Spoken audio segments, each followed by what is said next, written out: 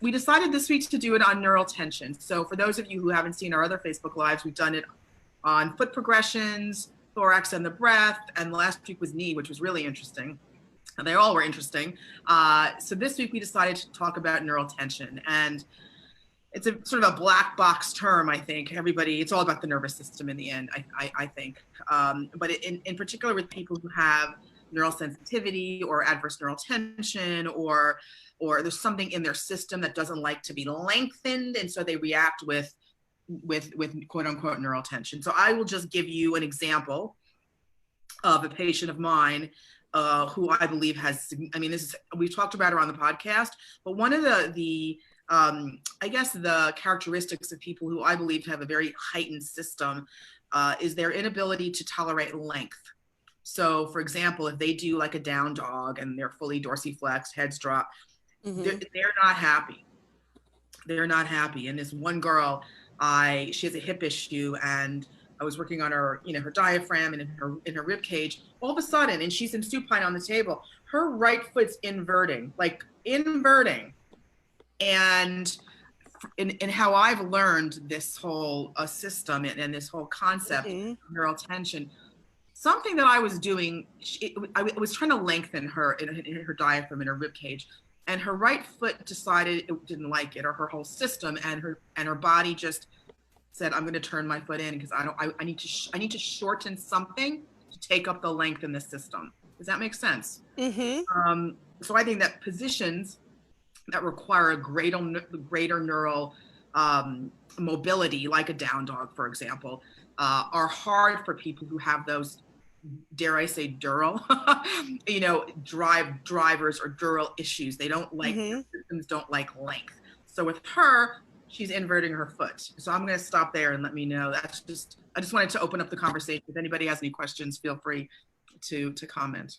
Yeah. So the thing that I think about with a lot of neural tension is the things that we talk about quite a bit, which is the fact that the nerves actually need to move. And I think everybody gets that in the periphery, that the nerves need to move in the long tracking nerves down the legs, the long tracking nerves down the arms need to move. But a lot of times where they can get hung up may not be in the periphery. It may be more in the central trunk area. And for whatever reason, it could be just a habitual postural stiffness. From being in one posture all the time, the nerves have kind of shortened and adapted to that posture. And therefore, when we go and take them out of that, or we change the posture in some way that puts tension on that whole system, then you might be getting some of the stuff that happens down the leg or down the arm. And I think oftentimes that's why we run into these people with insidious onset. That, they'll think, well, it's a nerve root entrapment, or it's a disc, protrusion onto the nerve root, which it could very well be, but it also could be just prolonged lack of mobility, from postural, habituation. So, if they're sitting at the computer all the time with, a certain particular habituated posture, that over the time when they start to, so if they're first starting to do it, it's not going to be a big deal. Right. But if they're doing it day in and day out, 8 hours a day, 320 days a year, eventually they're going to habituate to those postures. That's just going to be their movement system sets that way. They, they have more trouble moving out of it, because as they start to go and as they start to move, then you start getting a lot of that tension pulling on not only ligaments and muscles and, those things, joint changes, moving the joint in a different position. The nerves are, going to holler and fire at you too, because they're used to being in a different position. And so when we go to move in those other positions, that's oftentimes the time people will complain about, that's bothering them. And then the other thing that you talk about all the time, Erica, is the fact that, nerves, run with arteries and veins, and they need a lot of oxygen. And if we don't keep, the entire neural system mobile, they get sticky and stuck, and, they just don't, they get a little, I don't know, it's almost like they they don't have the same kind of like soothing myelin kind of conduction anymore, you know, that it may work in a shortened position, but as soon as we start to lengthen it out, we're kind of stressing and stressing tissue that is kind of adaptively changed a little bit. And we have to, and that's where I think all the tensioners and the lengtheners and all the other language that everybody talks about comes on and really begins to show itself with certain things. So if people keep their arms down all the time, and then we go to actually have them put their arms up, we may run into like, ooh, that really bothers me. And it doesn't really have to necessarily also be lancinating pain down into the extremity. It could be like what you were talking about. It could be that you see that they just can't get their, like they can move their wrists all around, but as soon as we put them into this position, they can't supinate. They can't, supinate. They can only they can only get into pronation. They can't get into, the open supinated position. Right. So their hands start, like you were talking about the foot everting, the hand starts pronating as we kind of bring them up into that position. And it's because, it's just the system is going to take the path of least resistance, of course, because it's more comfortable. Yes, of course. I think that, of course, because people like that, especially with a history, there are certain things that I like to look for in a history that may lead me to believe that yes, not straight neural tension as in a positive slump test, but your neuromobility has been compromised. And for me, the few of the characteristics are significant injury history. And I'm, significant. And whether it's a fall onto the coccyx or, multiple sprains in their ankles or herniated disc, there's definitely a history of long injuries there. Also complaints, in my opinion, of cramping and sort of fasciculations. Like some people say, I cramp a lot. I get the cramp in my calf. I get the cramp in my hamstring. I find that also a in that history. Also,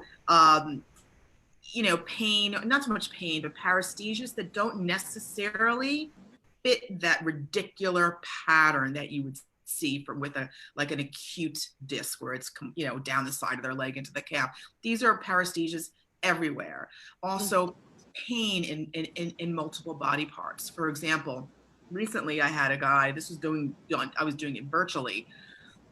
I was showing him how to do a slump slider for his home program. And I felt that an issue, he had multiple concussions. So I thought that his neck and above was part of the issue. So versus the straight dural neural issue, I had him do some imagery in his head, like soften the muscles at the back of your hairline, which is a great cue for them to sort of relax those suboccipital muscles. So before I gave him the cue, I had him do a slump, normal slump, head drop, flex, knee extension, dorsiflexion. That was his baseline. So when he did the imagery of softening the muscles, I said, keep that imagery and now redo your slump. Just on the right leg, it was way worse.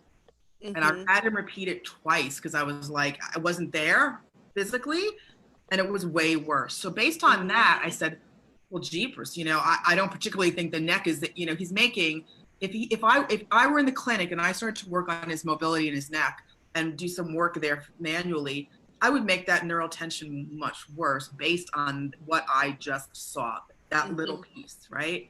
So in those situations, do you treat the nervous system, via, like a slump or a straight leg raise or sideline? There's multiple ways you can do it. Or do you actually go in and work on the neck? I would not work on the neck based on that. I would make him worse. So, your thoughts, So my thoughts always my conformational bias is to try to see what the system can do on its own.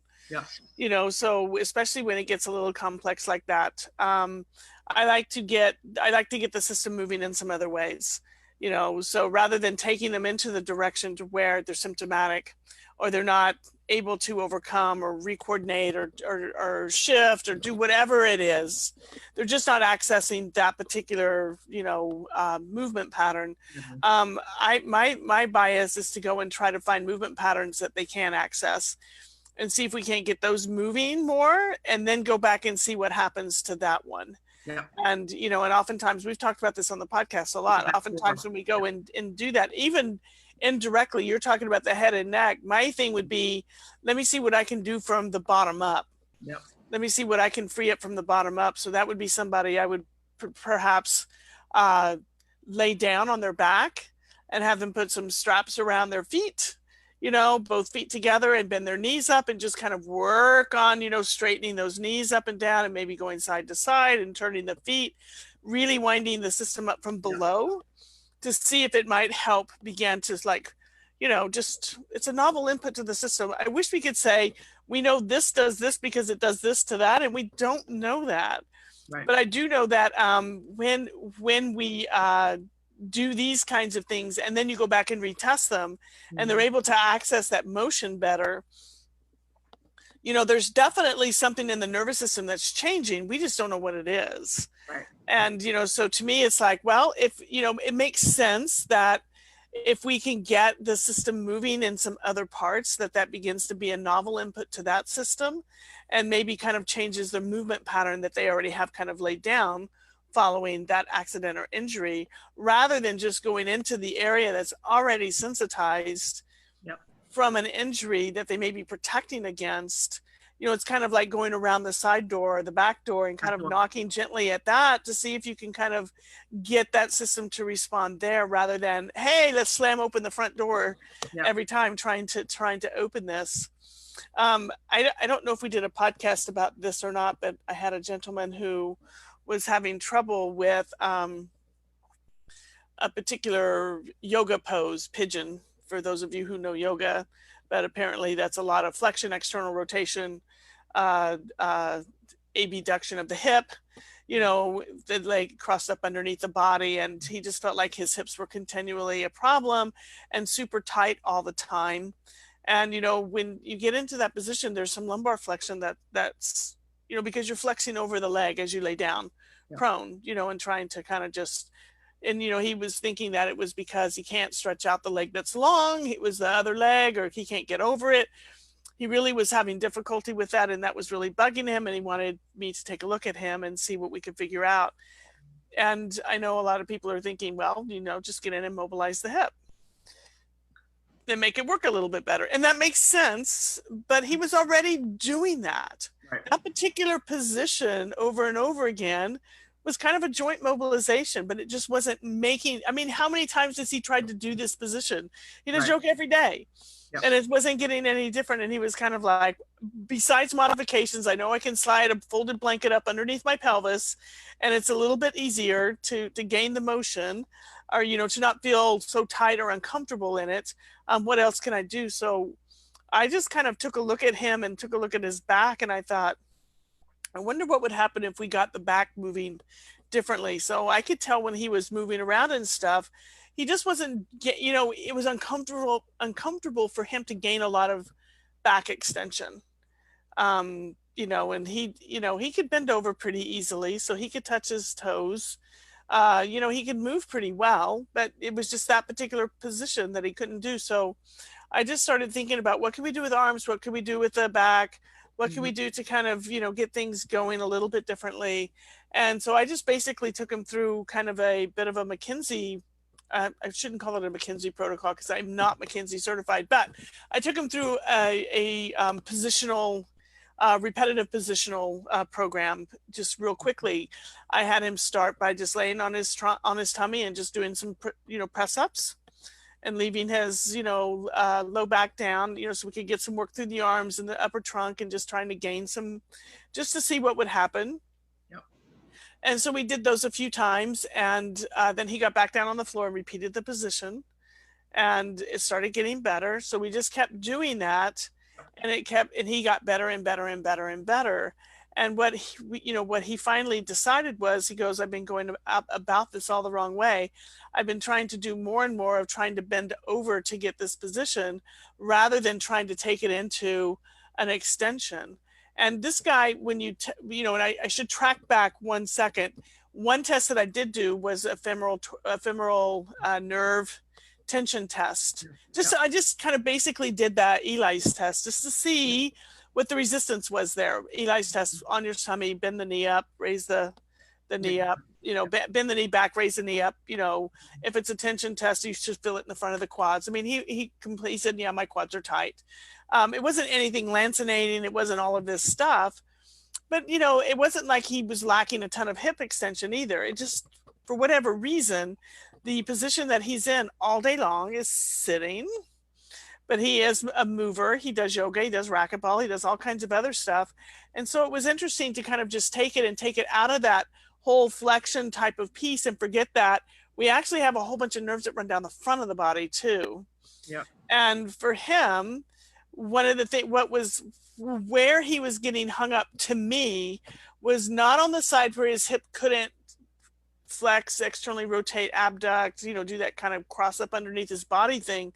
But it was the other side where he was having difficulty gaining the length to come down. So he was actually rolling over on that side where the leg was bent up underneath him. Yep. To get into that position and stay there, and he wasn't getting anywhere, you know, because he kept doing it and it just wasn't happening. And once he could gain the length on the other side, so like say right leg was bent up underneath him, yes, on the left side, then the right leg began to relax and change. Yes. But it was fighting and holding probably, or, you know, whatever motor pattern was going on was protecting, because it didn't like that whole system being lengthened. Right. You know, but he didn't have pain. That was the thing. I wanted to kind of bring that up. It's like, is it neural tension? Is it stiffness? You know, but it changed so fast. So it can't be collagen stiffness. Yeah. It can be habitual holding patterns though. And I think the nerves are part of that, you know, because again, the habitual pattern for him is sitting. Yeah. Even though he is a mover, you know, he's spending a great deal of his time sitting. And so, you know, kind of just thinking about that is pretty interesting. And, but it was fun because just doing those press ups, you know, by the time we finished, I think we ended up doing 10 sets of 10. And by the time we finished, he was pretty comfortable on both sides and he had gained a lot of motion. So this wasn't a joint issue. Absolutely. Very interesting. It's a movement issue, you know? And so just kind of thinking along those lines, that's why I thought about neural tension, because it's like, it's not always, it doesn't always have to bring pain on, but it can be restricting. And, you know, when you think about the nervous system and how fluid it is, and once we can kind of get things moving. And so instead of going into the hip, you know, I just went into the back, you know, and let the back start, you know, the trunk start gaining, had him bring his head up even, you know, just kind of anything to kind of start thinking about that whole anterior, you know, chain, if you will. Yeah. I probably, you know, I wish that I had two of him, because it would have been fun to have done, okay, this person over here, like a set up an experiment. Yeah. This person over here is going to do press ups and then regain the position and see how it goes. And this person over here is going to do trunk rotations. I love it. And see, you know, but I wanted to stay with one thing because I wanted him to have something simple, and this was making a difference. So we just stayed with it, you know, so he'd have something simple to do prior to going into yoga class. And he felt like, this is what I need, is this warm up to get me going so that when I get prone, I can do these things. Yeah. But I think the trunk rotation would have worked just as well, because if you think about it, all the, you know, ilio-hypogastric, ilio-inguinal, ilio, whatever, all of the genitofemoral all come down through the anterior, you know, through the front and, you know, across. And so maybe, you know, specifically it was those that were, you know, kind of being hung up a little bit. You're talking rotation in what? It's anything. Yeah, for me, I would have thought about really rotating the upper part of the body. Yeah. You know, just really, really getting that going. I wouldn't mind if the hips went with it a little bit. But what I was trying to do was, you know, what I was thinking of is that if I could get something else to move, you know, to change up above where he was not feel it, up above the hips, Mhm. that I would wanted to see how he reacted, how his system changed in the face of that movement that we introduced. Yeah. I So, and I didn't have a chance to like compare the two because, he was already, so if we added rotation, who knew? He was already doing better with this. So know one it's would have washed the other out. It would have been like, okay, so he did both and who knows what worked. But he really liked the one. And so we stayed with it and it was making changes for him. Yeah, yeah, I think that's fascinating because the right side. You often think, and I know we always often talk about this on the podcast. You need to look at the other side of the body, if not just for comparison, but in this particular scenario, he didn't like that right side wasn't lengthening, and because the body didn't like it, it was shortening at the opposite hip, and that's why stretching the heck out of the hip certainly doesn't help. And I think that's a great clinical reasoning. Clinical pearl, for lack of a better word, because if someone's stretching or mobilizing or you're doing whatever to gain some sort of mobility and it's not helping, look at the other side of the body. Is there something that doesn't want to be lengthened? Try some of these neural tensions. I like a good one in standing, where you just a quick screen where you do a stand, and then let's say you just stick the left leg out in front and you sort of do a Japanese sort of waiter's bow, and you dorsiflex your foot. So left foot in front, and you're just sort of, you're sort of basically feeling the hamstring, obviously. Then I check the right and I see if there's a difference. So I use that as a quick screen in standing to see if whatever I end up doing treatment wise in the first visit, or even if the evaluation had a treatment effect, I recheck that. So I just call that like a bow with a straight leg raise. And I do that fairly often. And I also I like the prone knee bend and the extensions. I also do in standing. If I see somebody, and I'm thinking about this guy that I'm treating now, he squats and he's we've talked about him before. I think he's going to be our next podcast, actually. Multiple issues everywhere, and he squats, he goes right to the right. I mean, obvious, right? So I'm taking some tension out of his system. I put a half foam roller under his heels. I'm shortening his feet, his calf. So when I have him squat on the half foam roller, he's much better. He doesn't look perfect, but I'm giving his body the ability to adapt and shorten at one end just to see how he looks. And he does look better. There are other ways that I've done, especially like in supine. I love the lower trunk rotation. And, it's funny, as an aside, David Butler came out with a video this week. I saw it actually here on Facebook. He's talking about everybody sitting and how they need to be doing this in front of the computer and this and midline and this and dancing. And I mean, I was laughing so hard. He was so David Butler, but it's a really good word, words of wisdom. So with this guy talking about, I often see that when I have my hands on their head. So I don't know if you've experienced this. If I'm working on somebody's neck, for example, and I want to release some muscles in the neck via some lower extremity movement, I'll have my hands on their head and I'll have them do some lower trunk rotation or some heel slides with dorsiflexion, and I'll feel a huge pull in their head. It's like the Bert and Ernie head where the turtle is sinking into the shell. I often feel my hands, I'm just having them do a little bit of a chin, a little nod of their head, so they're not lying like this, right? And then I have them do a straight, like a heel slide with dorsiflexion. And all of a sudden, my hands are gripping like crazy to keep their heads from sliding down the table. That's a neural restrict. That's neural tension in my mind. They're not experiencing, once again, like you said, lancinating pain or any kind of paresthesias. Their body doesn't like to be lengthened in that position. And it's right there. It's their neck. I'm intervening at their neck, so they're shrinking. It's like the turtle that's going into the shell. Right, so, being pulled this way. From the system, whatever the system is choosing to use, but it's being pulled down and in. And, but it makes for an interesting thing for the people who cannot sit up and straighten their knee and do the head things. Just being able to lay flat and be able to just drop the knees down and get to where they can drop the knees down and bring them up, and then maybe add the feet and the knees together. And then, the lengthening of the head with it. So it's almost like a mini cat-cow laying on your back, but just starting kind of, choosing to start maybe at the knees and the feet rather than up at the head, or start at the head and actually add the feet in wherever you want to go with that. Yeah. Yeah. To see if you can get that, easier for them, to move through, which would be very interesting to do. And it also reminds me of one thing I wanted to talk about here, was that I think neural tension changes when we get under gravity. And what you just said made me think about that. And I know we've kind of discussed this before, that somebody can have a slump test and look pretty good. And then you put them in that Japanese bow position with one foot forward and they can't do it. And I think it's because we're loading the system too.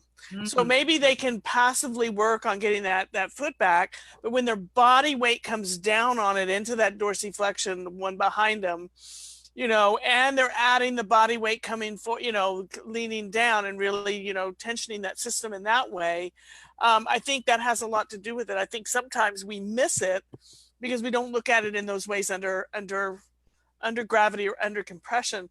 And one thing you talked about once upon a time was somebody with a shoulder neck issue, and you had them on all fours and they were having trouble coping with it.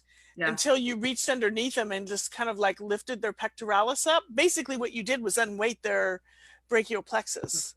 You just brought it up and got it out of a tension position and just lifted it slightly. And they were able to really kind of relax down into their arms.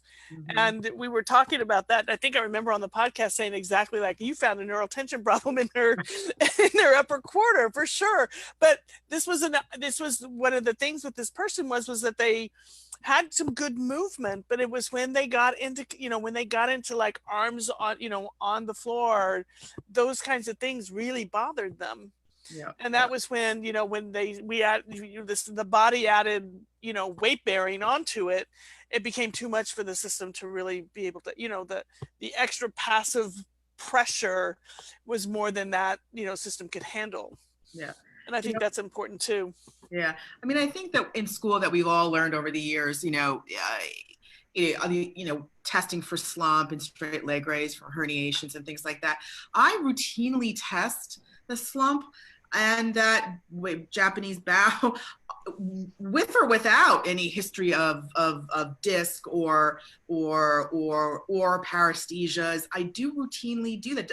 Just because you have just because you don't have nervous, numbness, tingling, doesn't mean you don't have neural tension. I mean, I think everybody has neural tension at the end of the day. I do. Our bodies are able to cope with it. And the people who you see this inversion of the foot, the turtle in the, in the thorax, or the turtle lack of supination of the arm when you're going up, the hip restriction, those people, you can compensate until you can't.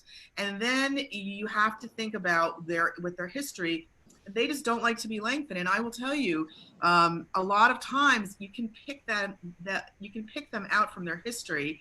And I also, I always tell people that, if they're doing a slump or a prone knee bend, or, lying on their back and doing internal rotation, straight, knee extension. I often do a lot of this where they're supine, arms like this, so their arms are straight, and they're doing trunk rotation and they're opening their arms out like this to the side. I do a lot of that for people. And that is, I tell them those are neural glides, but at the end of the day, I say you don't have a nerve issue. It's your nerves are bloodsuckers, they need oxygen. So they need to move. And that's the only all the tissue to be going, and the nerves come all the way out to the skin. Right. And so yes. And so I think as clinicians, we should test. It could be anything. You could do ulnar, radial, median. You could do slump, thoracic long sit. You could have them squat, do a down. Anything that requires lengthening of the system. I think we should try this as just a test. It could be somebody who has knee pain. do a neural tension test, whatever you want, before in your evaluation. Treat whatever you find where you find the driver is. See if that neural tension piece got better. If it did not, then there's something you've missed. Even though they say they feel better, recheck that, because I guarantee you there's a piece of the puzzle that you missed. Right. Or you could leave them with that to let their system kind of percolate and True. marinate, and then come back and see if anything else was unmasked, or maybe it just, because it's been going on for so long, Yeah. it gets better, when they have a chance to kind of have a little consistency of that novel movement that you've given them, which I think is also super important. And Yeah. as we're talking about lengthening of the system, remember that the more we cross over midline, the more we're going to encounter, a resistance. Mm-hmm. Because, if we're kind of going out, away from the body, we're going to have less neural tension. We just are. It's also unpacking and open packing the Mm-hmm. shoulders and the hips, Yeah. so we're kind of hanging out in a little bit more open pack position, which is comfortable as well. But when we cross midline, especially of the lower quarter, that's when, sometimes you'll see that people may be having trouble with parallel squat, Yeah. and there's no way they can even stand and cross one leg over. And if they start to bend, it's all over. Yeah. It just doesn't work for them. And so kind of thinking about, wow, how can I get this person more together? Like maybe they need to have their feet apart for squatting for right now because it's more comfortable and they can continue to move. But eventually what you want to do is say, let's start testing, retesting. If we can get you in a little bit closer, how far can you go? And can you play with that end a bit? Can you move your head with it some? Can you Mm-hmm. do it with your arms up some? Like just challenging the upper part of the system as they begin to stress the lower part of their system. Yeah, it's like you're combining all the different tests Mm-hmm. into one movement, right? And there's Right. ways that you can take out the feet. I just do it on the half foam roller. There's ways you can modify, the squat, like we were just talking about, narrow base of support versus wide base of support. Mm-hmm. Whatever movement they have a problem with, test it with narrow, wide, half foam roller, or no half foam roller, or put the ulnar nerve on tension and see what that does. Obviously the person can't be irritated, or they have to have their system has to be able to tolerate it, and that's where the Mm-hmm. clinical reasoning comes in. You're not going to have them, if they're really wound up in their ulnar nerve, you're not going to have them keep doing this. You're going to pick something else Mm-hmm. as a test to retest. Yeah. But those are ways of incorporating the base of support, the feet, and just some easy. I remember in one of David Butler's books, I think it was his DVDs he came out, he talks about a lot of these, radial nerve, giving them the tip or the median, the free the butterfly, and ultimately what we're doing in all of our movement programs is we're shortening and lengthening nerves ultimately. But I think some really good clinical pearls are, when you're evaluating them, see if you can take tension off with an easy base of support change, or half foam roll, Mm-hmm. or Mm-hmm. put just do something with the. Or pillow under their knees, or maybe just a small little flat towel under their head. Anything that can kind of radically begin to start to change that a bit as they're doing their movements. Mm-hmm. Can you think of how many shoulder patients that you may see that simply just putting either like a small pillow under their knees, or just just a small support under their head as they're kind of doing some of their movements, how that might free up that system to begin to take some of the protection away, the overprotective part away, and free up some movement there. And then you could actually bring their head down further, as you go, or take the pillow away from the knees somewhat. Mm-hmm. So whenever I see people, that, will be working on, they'll lay down and show me some shoulder stuff. And inevitably, every single one of them bend their knees up and put their feet flat on the bed, which I don't have a problem with. But it makes me always think, why are they taking the tension out of their lower body? Mm-hmm. Is that the only way they can gain this movement in their upper body? Yeah. So Yeah. it became kind of a thing that I got curious about. It was like, let's bring your legs down. Now what happens? And sure enough, they were losing range of motion in their upper quarter. And it was like, okay, so this person had been carrying around, shoulder issues, shoulder pain, whatever, for a very long time, had habituated to a lack of motion in certain ways. Mm-hmm. And one of the ways they compensated was to be able to get their arm out, was to get their arm up, was to bend their knees up. Yeah. So they just, but, again, the system kind of does its own little self-correction piece, because, they learned that it was easier And so, okay, well, let's graduate down a little bit. Let's put a couple of pillows under your knees and let's try it. And then let's work with that barrier for a while. And then let's get another pillow out and let's bring that down, because now we're lengthening that lower part of the system as they're still working and coping with adding these movements to the upper part of the system as well. Yeah. And I think that's one of the reasons that they can, because I have always heard this story, well, it's easier because the scapula is being supported to lay on your back and lift your arm over your head. And I think it's because they are just they've unloaded the neural system. Yeah. Yeah. Laying flat on their back. And I think when they stand up, again, we move into, okay, we're in dorsiflexion with the legs planted and the trunk is loading. And now that system the loads on that system are different. Yeah, it may be, we're raising against gravity, but we're raising against gravity on our backs too. So it was kind of like, I don't know how your feet react to your center of mass and your center of gravity and the pull from the floor. And it reminds me of a patient I had. This was some years ago, but I'll never forget him. He had a raging disc. I mean, this guy was irritable, your typical sensitive system. And he had been, I probably was his fourth physical therapist at that point. And, I don't, it wasn't an acute issue, but it presented like an acute issue. It was about 4 months.